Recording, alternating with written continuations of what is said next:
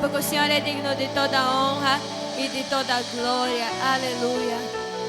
Saúde o teu irmão ali ao teu lado, com a paz do Senhor Jesus, e podeis tomar vossos assentos. Em nome de Jesus. Aleluia. Glória a Jesus.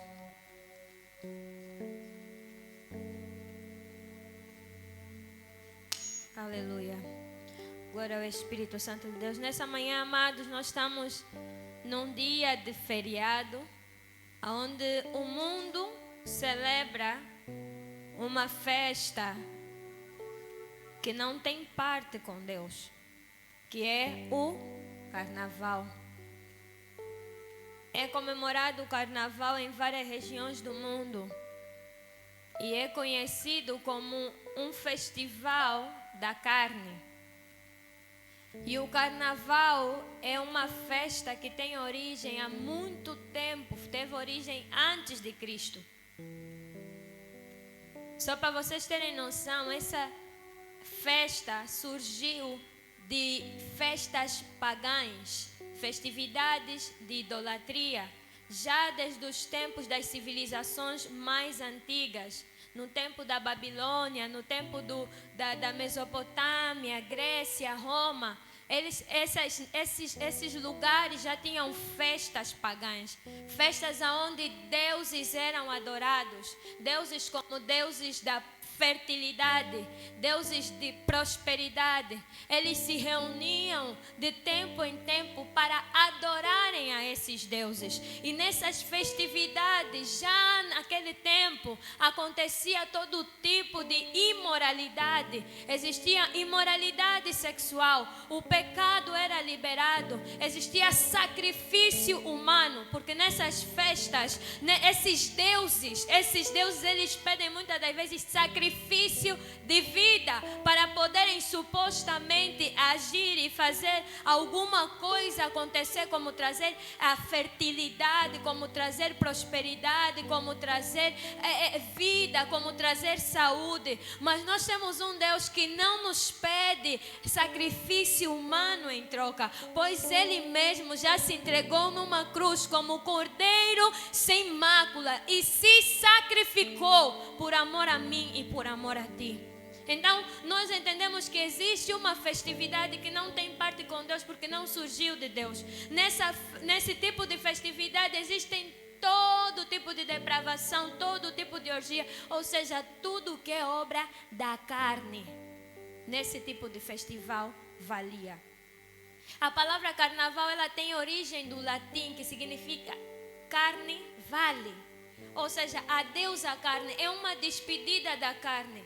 Essa festa foi inspirada em festas pagãs, mas foi adaptada ao calendário católico, porque até a morte de Cristo ainda não existia a igreja católica. Houve um homem que converteu-se e levantou a igreja católica, só que o povo começou se tornou cristão ou se tornou católico por imposição, não por vontade. Então muitos ainda tinham dificuldade de se adaptar às doutrinas cristãs. Muitos ainda tinham dificuldades em se adaptar às doutrinas do Evangelho. Então o que fizeram? Eles criaram um período antes da Quaresma, que é o período de jejum, de preparação para a Páscoa. Eles criaram um período onde fosse possível você se despedir da carne, você dar a Deus a tua carne. Ou seja, durante esse período, durante essa festividade, você poderia se transformar em quem você não era. Você poderia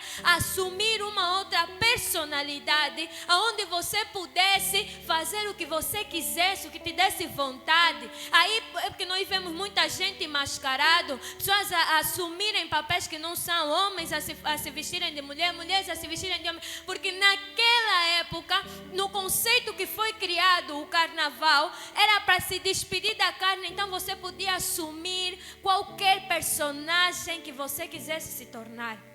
E aí você podia assumir o papel da carnalidade, fazer tudo aquilo que te desse vontade.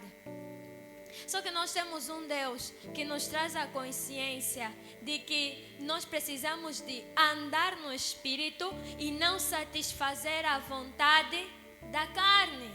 Porque a vontade da carne, ela nos conduz à morte, mas o Espírito é que nos vivifica. E no livro de Romanos, no capítulo 8, no versículo 1, diz o seguinte: abra a tua Bíblia, Romanos 8, versículo 1.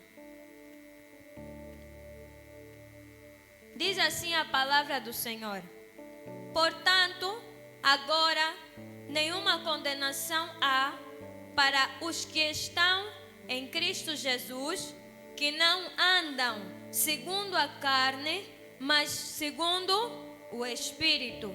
Porque a lei do Espírito de vida em Cristo Jesus me livrou da lei do pecado e da morte.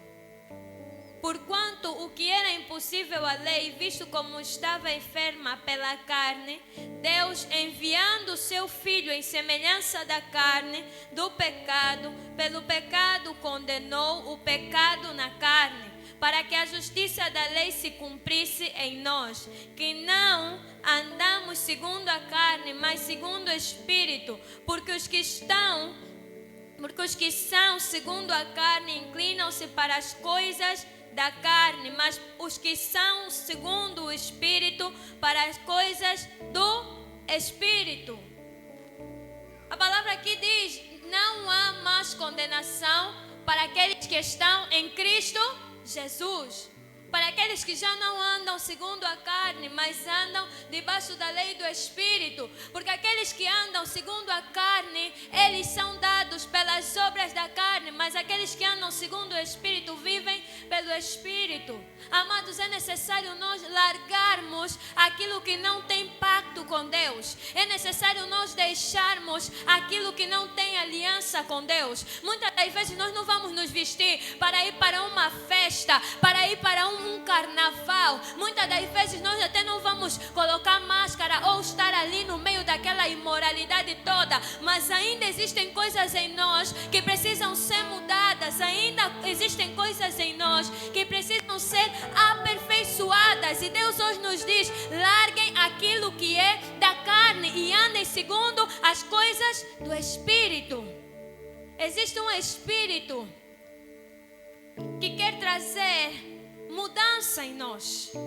Porque se você for abrir lá em Gálatas 5, no versículo 19, onde fala das obras da carne, ele fala sobre inveja, ele fala sobre ira, ele fala sobre porfias, ele fala sobre dissensões, ele fala sobre glutonaria, ele fala sobre avareza, ele fala sobre ciúme, fala sobre muitas questões que não são propriamente questões de um dia na semana, de participar de um festival, mas são situações que nos acompanham no cotidiano.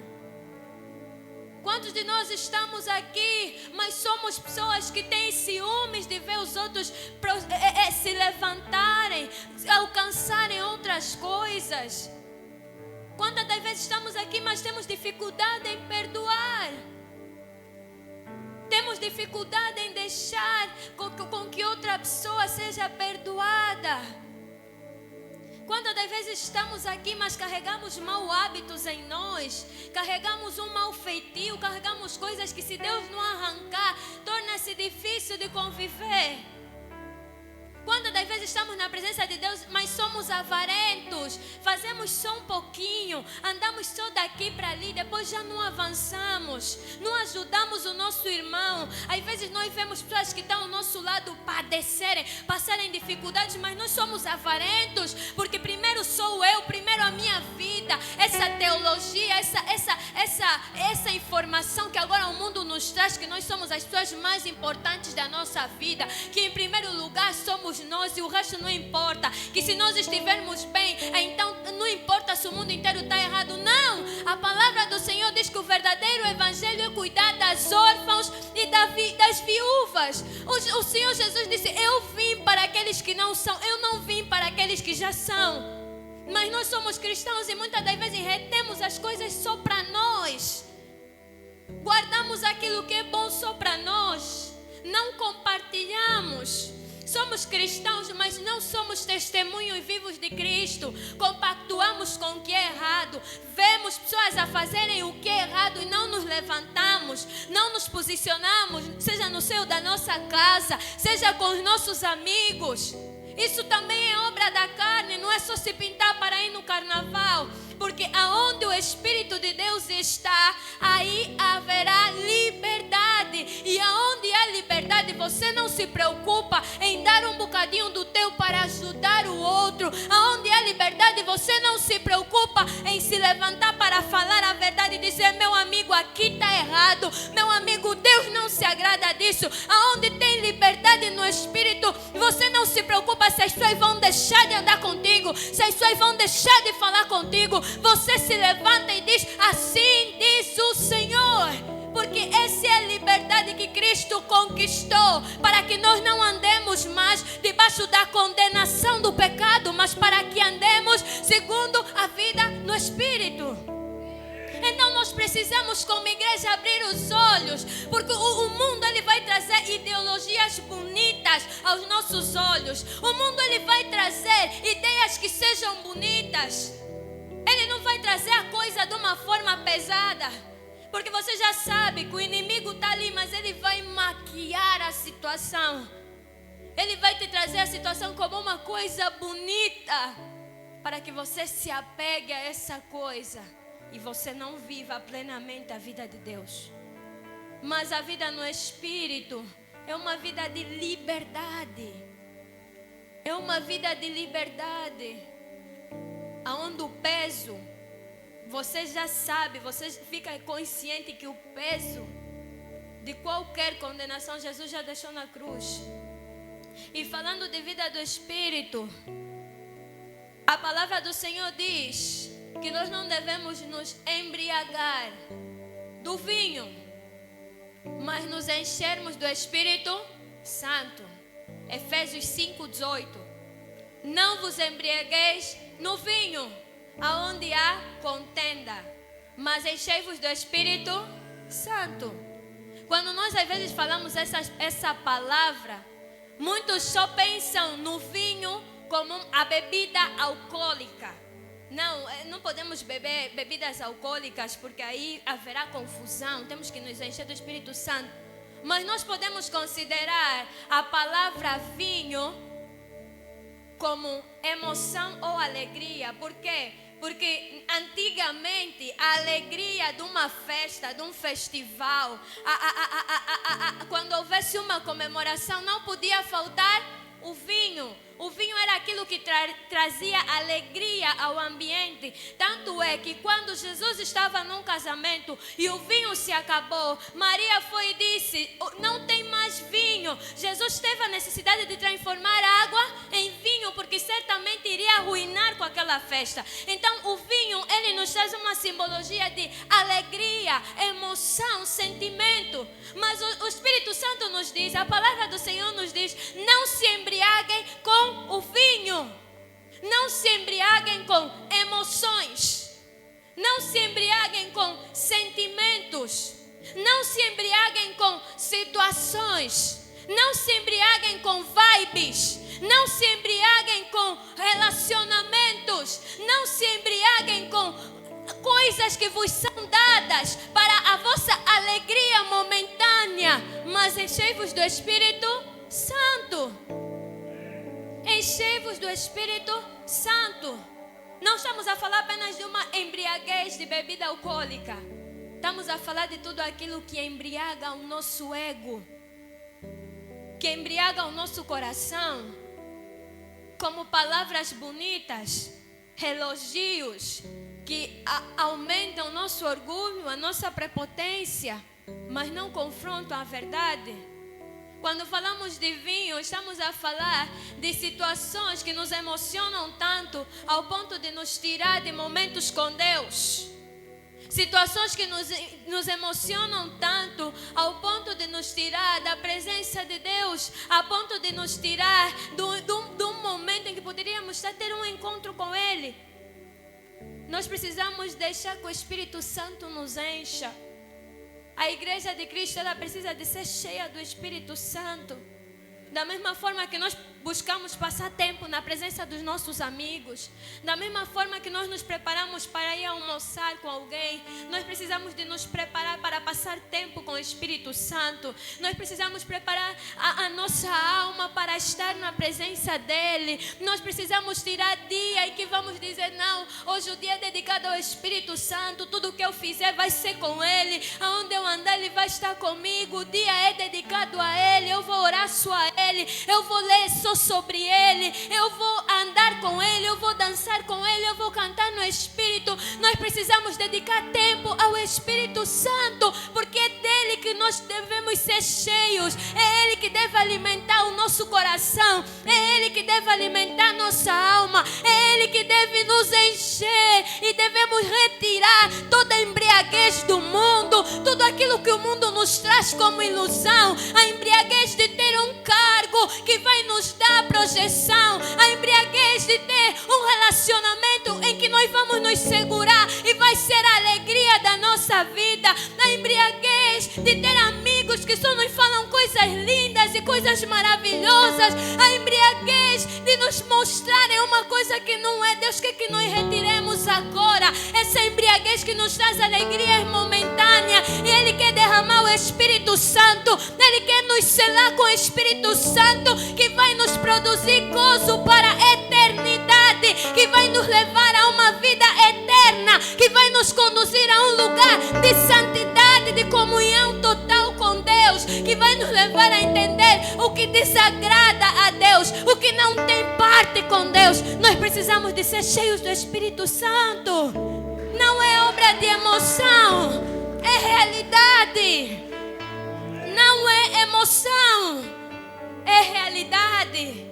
E ser cheio do Espírito Santo não é uma coisa fácil, é uma coisa dura e exige sacrifício.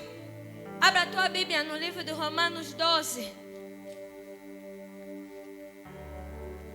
Ele diz: rogo-vos, pois, irmãos, pela compaixão de Deus, que apresenteis o vosso corpo em sacrifício vivo, santo e agradável a Deus, que é o vosso culto racional.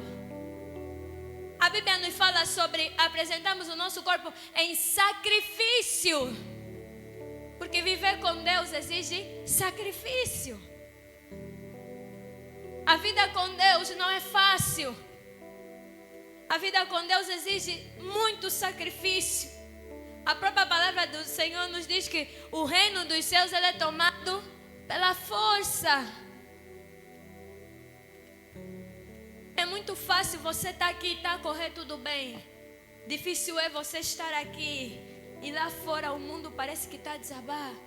Mas a vida com Deus exige sacrifício. E o Espírito Santo ele nos puxa para esse sacrifício.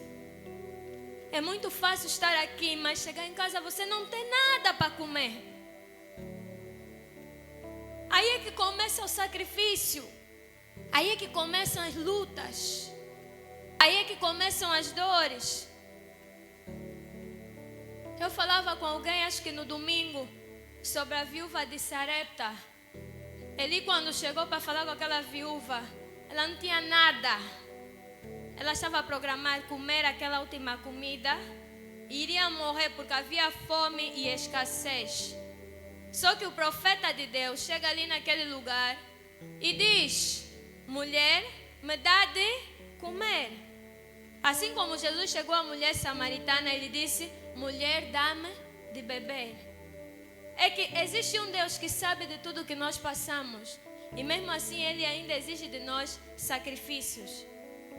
Será que Deus não sabia que aquela viúva estava passando necessidades e que não tinha mais comida? Será que Deus não estava a ver o sofrimento daquela viúva? Será que Deus não estava a ver a luta, a dor, a batalha daquela mãe que só estava ali com o filho e não tinha mais onde buscar provisão? A palavra do Senhor diz que Deus é omnisciente, Ele tudo vê, Ele tudo sabe, Ele tudo conhece. Ainda assim, Deus mandou o profeta. Não foi o profeta que andou à toa e decidiu ir bater naquela porta. É que existe um Deus que encaminhou o profeta até aquele lugar. E Elias, quando chegou, disse àquela mulher: dá-me de beber, dá-me de comer.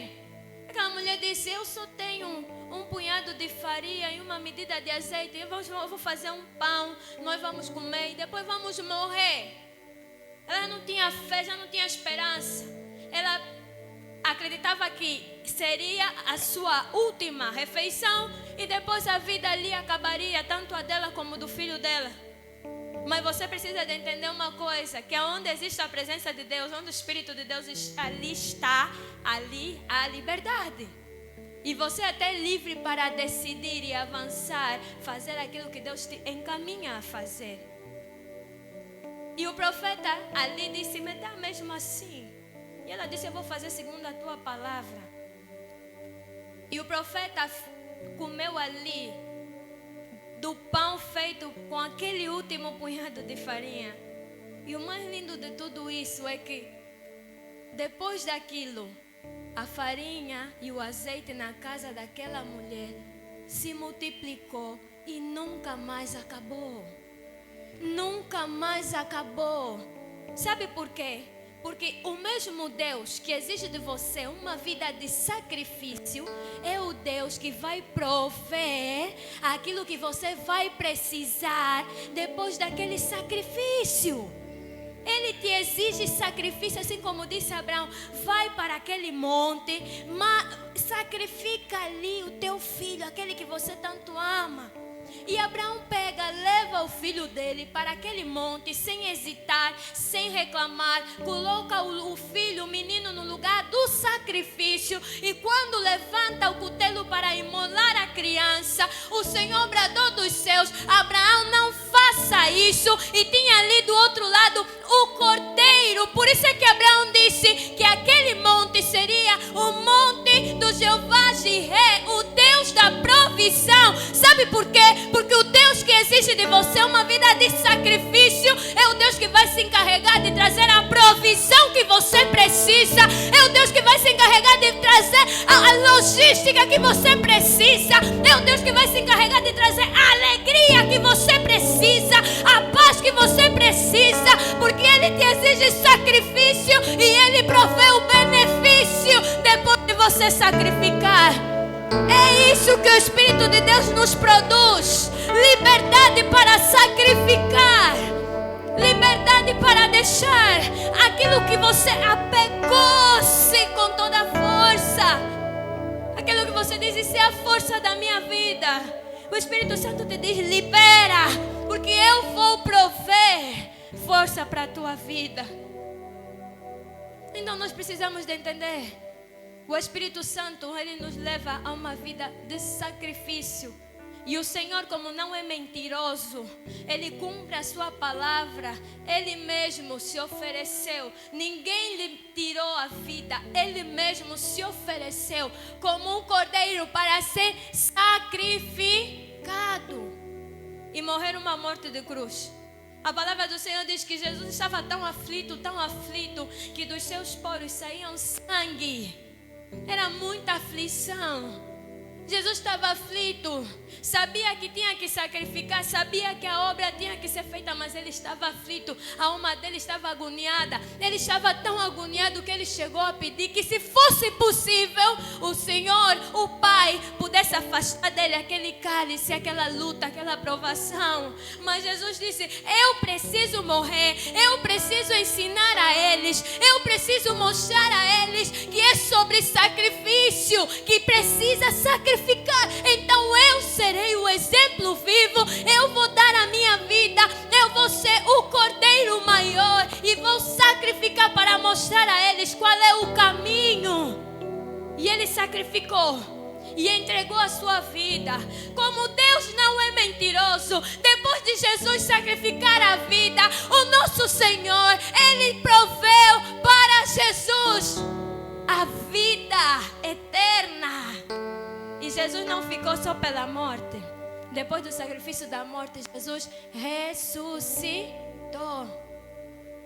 E Ele voltou à vida. E hoje está sentado à destra do Pai.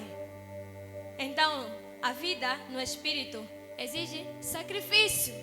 Só que depois do sacrifício vem a provisão. O mesmo Deus que te pede o sacrifício, Ele gera a provisão. Jesus sacrificou vida e recebeu vida. A viúva sacrificou o alimento e recebeu alimento. Abraão sacrificou o filho e se tornou pai de multidões, pai de nações.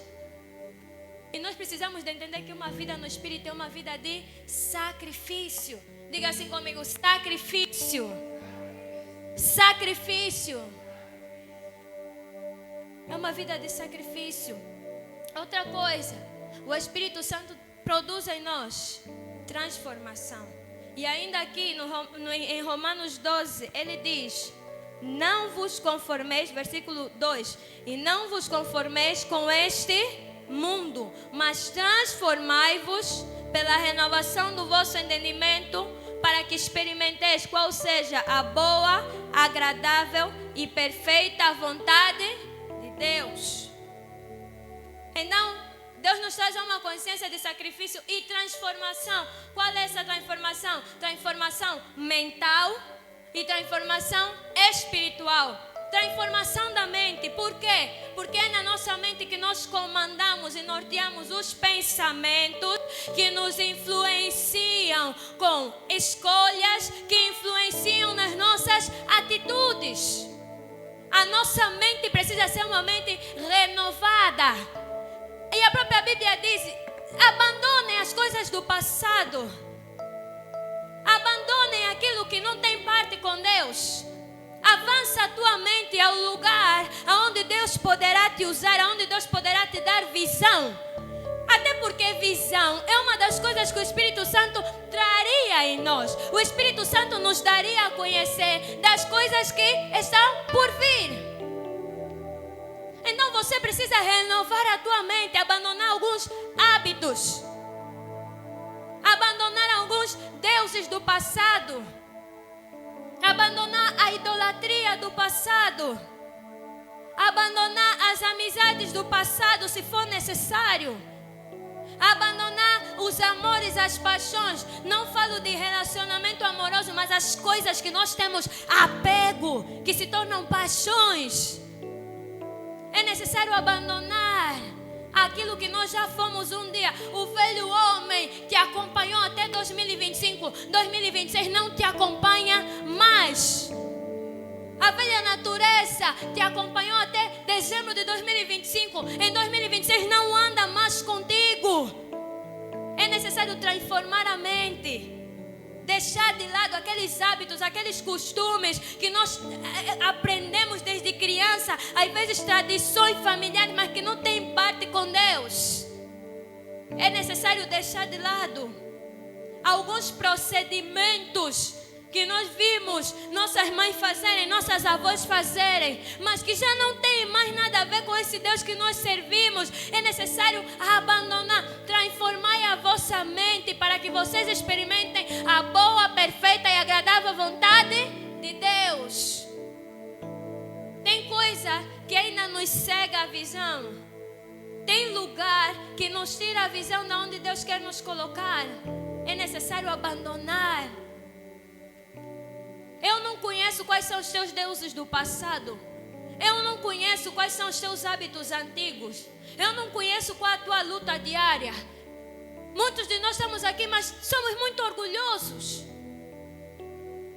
Somos orgulhosos demais. Muitas das vezes estamos aqui, mas somos pessoas que somos muito vaidosas. Somos envaidecidas de que eu sim, eu faço, eu aconteço. É necessário abandonar os hábitos do passado. É necessário abandonar vícios do passado. Vício de álcool, vício de cigarro, vício de se prostituir. Porque tem gente viciada em se prostituir. Ora está no relacionamento, ora está no outro, ora está no outro, ora está no outro, ora está no outro. A Bíblia chama isso de prostituição. É necessário abandonar. É necessário abandonar muitos vícios que te acompanharam até aqui. Porque você precisa renovar a tua mente. É uma questão de consciência. Vocês antes, a Bíblia fala, tinham a mente do mundo, pensavam do mundo, andavam com o mundo. Mas vocês agora precisam saber que vocês têm a mente de Cristo. Vocês precisam andar como Cristo. Vocês precisam pensar como Cristo. Mas será que seremos perfeitos? Não, não vamos ser perfeitos, porque a perfeição só vamos encontrar na glória. Mas com certeza nós vamos viver uma vida de constante melhoria, porque estamos a aperfeiçoar o nosso caráter. Tem pessoas aqui que tem vícios de mexer no que é do outro. Mexem em coisas grandes e mexem em coisas pequenas, mas mexem no que é do outro. É necessário abandonar isso. É necessário abandonar isso. Cada um de nós aqui conhece o seu calcanhar de Aquiles, a sua fraqueza. E essa fraqueza que você sabe, você precisa deixar, você precisa abandonar. Eu preciso abandonar as minhas fraquezas para que se aperfeiçoe o caráter de Cristo em nós. É transformação da mente. Uma nova consciência. Ah, mas em 2003 eu fazia assim. Não, você agora está com a mente de Cristo. As coisas velhas já passaram e eis que tudo se fez novo. As coisas antigas já passaram. Aquilo, o mundo, o pecado, a carne que norteava a tua vida, agora não vai nortear mais, porque agora você tem vida de Deus. Agora você é de Deus. Agora você anda como alguém de Deus. Você precisa falar como alguém de Deus. Você precisa se vestir como alguém de Deus. Você precisa se posicionar como alguém de Deus, porque eis que tudo se fez novo. Estamos em Cristo, mas ainda queremos vestir como antigamente vestíamos. Queremos falar como antigamente falávamos. Antigamente da nossa boca saía todo tipo de disparate. Mas as nossas vizinhas não sabiam que nós éramos cristãs. E até nem éramos. Mas agora nós já somos.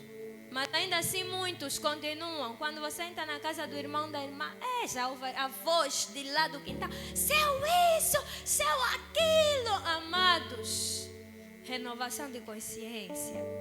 Nós estamos aqui na igreja, todo mundo é bonitinho, todo mundo é santo, todo mundo é a paz do Senhor. Mas quando saímos da igreja, quando estamos no trânsito, você está a ver os irmãos da igreja, aquilo é disparate ou quê? Você até fica constrangida. Eu já vi isso. Então, é transformação de mente, de consciência. Não podemos normalizar viver agora aquilo que já vivíamos antes, porque o Espírito não permite, porque não existe comunhão entre as trevas e a luz. Não existe comunhão entre as trevas e a luz. E tem mudança espiritual que é necessário fazer. Antigamente, você andava como menino, falava como menino, vestia como menino, mas agora é necessário usar as vestes de maturidade espiritual. É momento de renovação espiritual, crescer espiritualmente.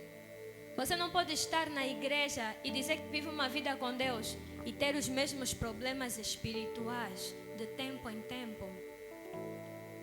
Ter mesmo sempre o mesmo problema, sempre o mesmo, porque é o mesmo feiticeiro, porque é o mesmo não sei o quê, porque é o mesmo não durmo à noite, porque é o mesmo estou a sentir isso, porque é o mesmo estão a me perseguir, porque é o mesmo. Amados, renovação espiritual. Você precisa sair desse nível espiritual em que você está, para que Deus te coloque em outro nível espiritual. Que mal é esse na tua vida que não cai por terra? Que espírito é esse na tua vida que você com Deus não consegue derrotar? Que maldição é essa que você está em Cristo, ela não consegue ser quebrada? Nós lemos aqui em Romanos 8:1, aqueles que estão em Cristo não estão mais debaixo de condenação. Que principado é esse? Que potestade é essa? Que em nome de Jesus não cai por terra. A palavra do Senhor diz que a nossa luta não é contra a carne, nem é contra o sangue, mas contra hostes espirituais da maldade que habitam nos lugares celestiais. Se a nossa luta é espiritual, por que no espírito nós não estamos a conseguir vencer? Por quê? Por Por que no espírito não estamos a conseguir vencer? Alguma coisa está errada. Alguma coisa não está certa. E você precisa colocar isso em pauta. Você precisa parar, olhar e analisar. E pedir para Deus te ajudar. Porque você não pode continuar com a mesma luta. Você não pode continuar com a mesma dor. Você não pode continuar a deitar na tua cama e não conseguir dormir. Porque a palavra do Senhor diz que um dos frutos do Espírito é paz. Então quando você deita ali no teu travesseiro, você precisa de ter paz. O salmista diz: em paz me deito e logo me levanto, porque só tu, Senhor, me fazes habitar em segurança. Que maldição é essa que tira a tua paz, que tira alegria na tua casa? Por que na tua casa não tem paz, só tem confusão? Os teus filhos não ficam bem, o marido não consegue ficar em casa. O que se passa? Onde o Espírito de Deus está, ali abunda a paz.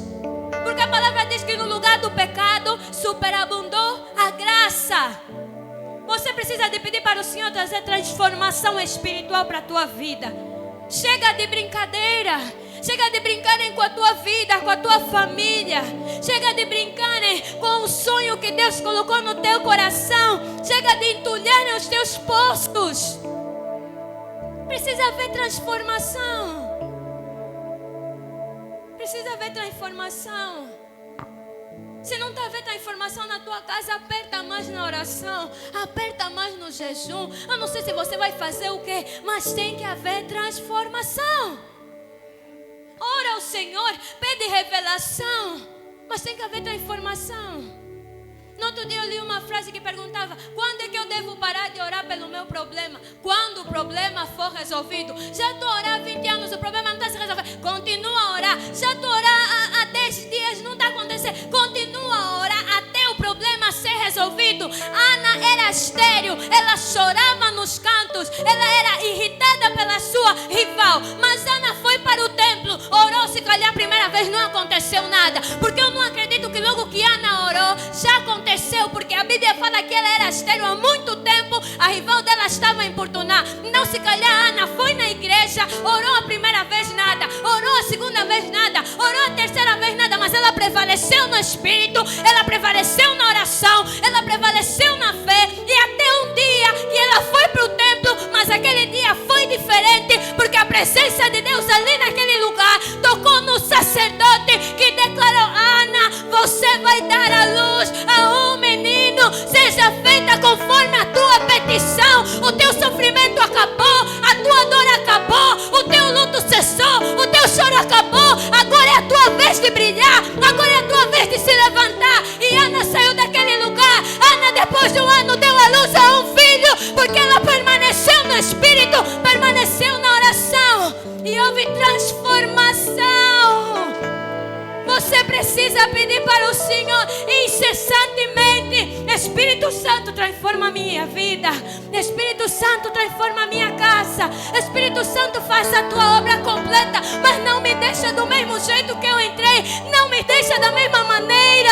Não posso passar ano após ano a viver a mesma luta. Transforma a minha situação. Não me deixa padecer. Porque não tem sentido você estar na presença do Senhor e a batalha não cessar. Não tem sentido.